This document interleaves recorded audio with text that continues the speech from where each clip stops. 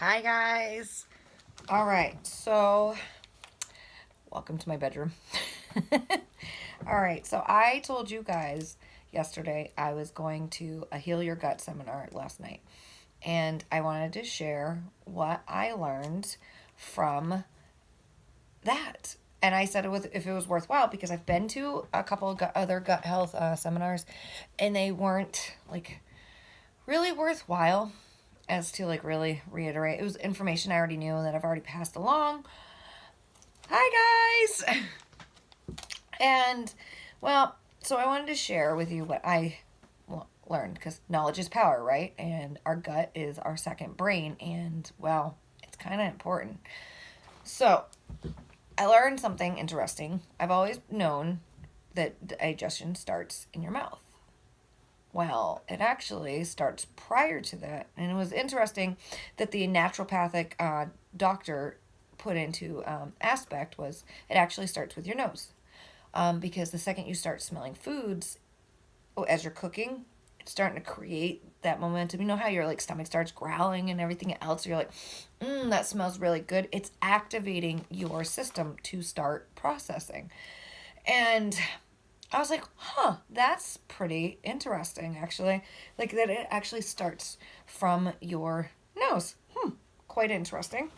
I also learned a few things because I've always just spoke to my dietitian as my dietitian. I've never like put her into the aspect of that she's a naturopathic doctor, like she's a specialist. And this other specialist that I met last night, she does the same darn thing.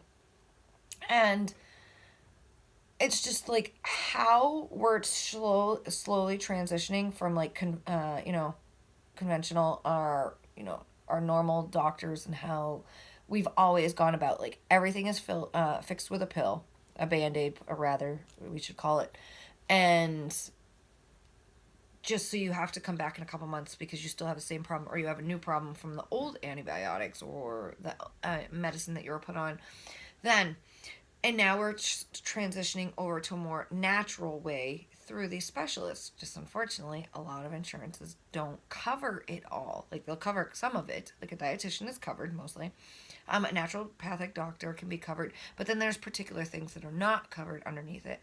But we're slowly transitioning that way over towards them, which is really awesome because I think insurance companies are starting to slightly see it, that there's money in for them, and the aspect of people are trying to go the more natural, back to the earth kind of way, which not for nothing, it's how we should be. Instead of wreaking more havoc on our systems, why don't we try the more natural path?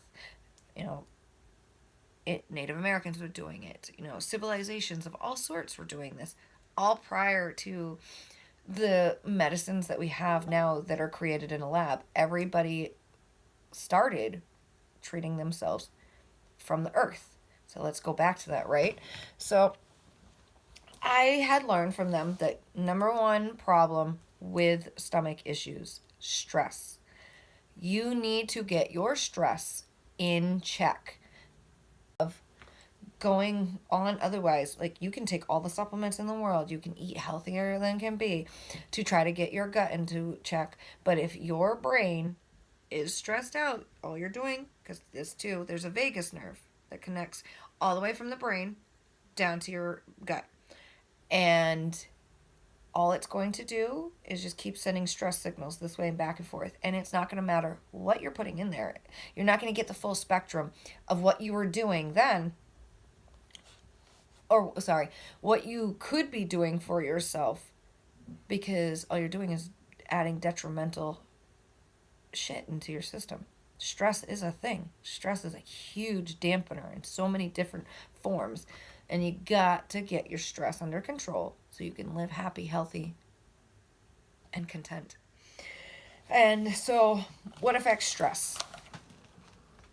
What affects your digestion? Can't talk today, apparently. Stress, like I said, is number one. Hydration. Drinking water is so darn important. Half your body weight. Like everybody used to be like, oh yeah, it's like there's some generic number for everybody. Like, no, we're all different shapes, sizes, forms, activity levels, whatnot. Drink half your body weight in water. And then put into aspect that you drink tea. I'm a big tea drinker. Coffee. You working out. That means you you have to add extra water into there. And to keep up, keep your body hydrated, keep it motion going throughout your system. We need fluids to flow through. We are, I believe it was 60 or 65% water on the inside is what our bodies contain. So what does that tell you? You need to stay hydrated. Next one is eating hygiene. How you're eating is so necessary. Chew your food. You need to chew down your food. So if you're not chewing your food a good 20 to 30 bites, and I mean chomps, you know what I'm saying? I know it sounds silly. I started counting mine. I'm not even joking, you guys. I started counting mine because I myself deal with gut issues. I started chewing and counting them and going, huh. And as time got on, I'll tell you, 3 weeks. I don't care what it is. 3 weeks it takes to create a habit. 21 days. 21 days of sitting there doing that, it eventually becomes a habit of you. And then you'll catch yourself when you're not doing it. You're going, oh crap, I didn't do it. And next bite, I'll do it. Next thing, food preparation. This was a big whammy to me because I am guilty of this 100%. So using plastic utensils to cook is actually very detrimental to your gut, your health in general. Because not thinking about it much because you're heating up the plastic as you're cooking and, mixing it through. You're creating chemicals to be within your food. Like you're adding chemicals. Like it's burning off of that plastic. I don't care what kind of plastic or how good the plastic is. It's still bad for your system. It's, not natural. So, cooking with wood is probably the best bet in regards to using cooking utensils because, well, wood comes from the earth, right? And another thing, Teflon. Anything with a non-stick, all you're doing is cooking those into your food every single day. I was guilty of it. Totally guilty. I actually today went through and I threw away all my plastic cookware because I'm like, that's gross. No wonder. I'm just sitting there like without even thinking of it. I'm constantly polluting my body. I'm polluting my family's body. Why would I want to do that to them? So all of that gone. Toodles. So, don't cook with plastic and don't cook with Teflon or any non-stick. Sorry guys, my mouth is dry, so I'm going to drink some water real quick.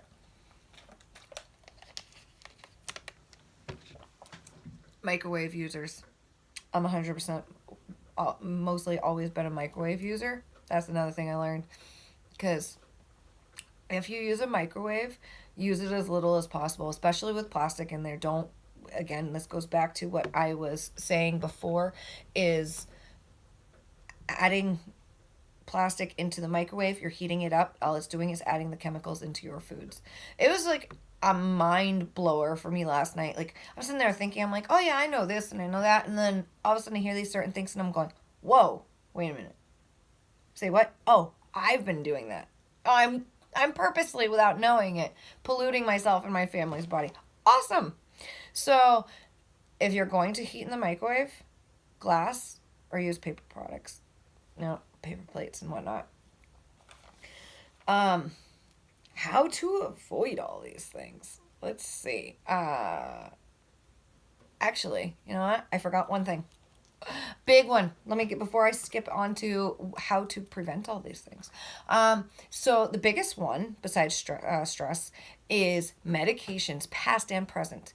How you took medications in the past, antibiotics, it upset your gut flora, which means it created bad bacteria in your gut without you even realizing it. Even at a young age, when we're sitting there taking amoxicillin on a regular basis for friggin' everything, because, back then, friggin' 20 years ago, 30 years ago, 40 plus whatever, they were constantly giving amoxicillin out constantly. So it was like, here you go. We're purposely polluting your body. So I was just like, wow. Oh, awesome. So if you're going to take antibiotics, here's my tip to you. Take a probiotic or fermented foods Fermented fruits have amazing probiotics in them.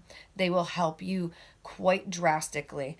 Um, Another thing, let's see, how else? Your lifestyle. Change your lifestyle up a little. I'm not telling you what to do and like how you change about it, but go healthy, man. I'm telling you, like, change your nutrition to at least be somewhat helpful for yourself. This is giving you a fighting chance. Food is medicine. I'm constantly preaching this because it really is.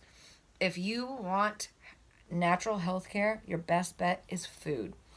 The more colorful, the better for you because it's more antioxidants, more vitamins, you know, just all around packed with flavorful nutrition of so many waves of going, bam, here you go. Here, we're going to treat your system well. And being mindful of your food sensitivities. Like, I have to be dairy free. And I'm not going to lie, I am guilty at times where I'll have dairy. All you're doing when you do that is adding more chaos to your stomach, which is then adding chaos to here because they're connected. Again, go back to that vagus nerve, which travels throughout the entire system, all the way down through, and you're wreaking havoc on yourself.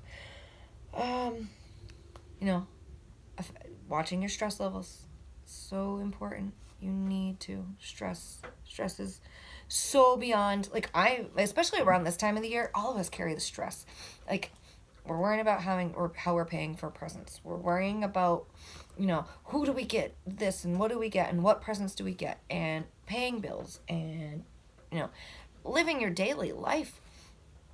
And all these things add in on you.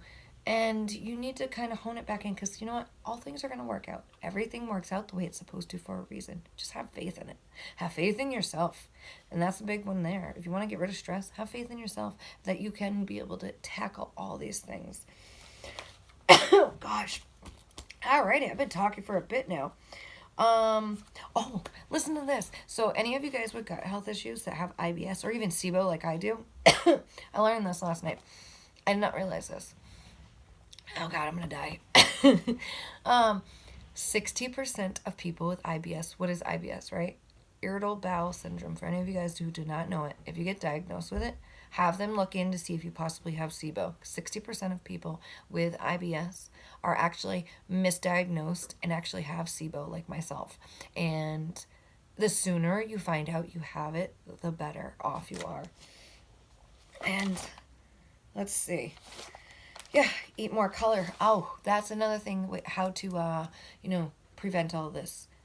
Don't eat meats. I know it's more expensive, but when you put the broad spectrum of things, how many times are you buying potato chips or, junk food snacks? Add those up. Add how much you're spending money on that.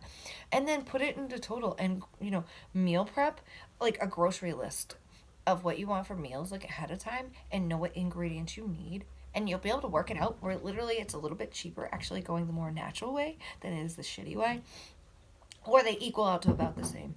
So that's what I've found to work out for me because we used to spend so much money on junk food and I'd be like, oh, we can't afford natural. Oh, yeah, we can't afford organic.